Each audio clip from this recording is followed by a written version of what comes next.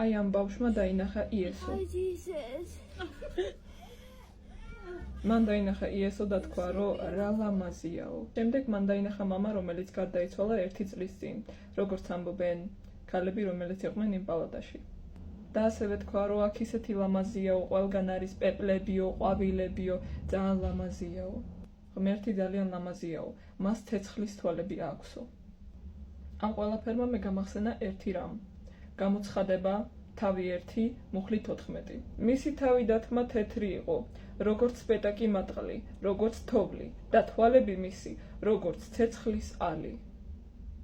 იქნება უკანასკნელ დღეებში, ამბობს ღმერთი, რომ ჩემი სულისაგან მოვაფენ ყველა ხორციელზე და იწინასთან მეტყველებენ თქვენი ძენი და თქვენი ასულნი. და თქვენი ჭაბუკნი ჩვენებას იხილავენ და თქვენი მოხუცებულებს სიზმრებით და ესიზმრებათ. უბრალოდ ჩაწერეთ ეს TikTok-ში და ნახეთ ორიგინალი.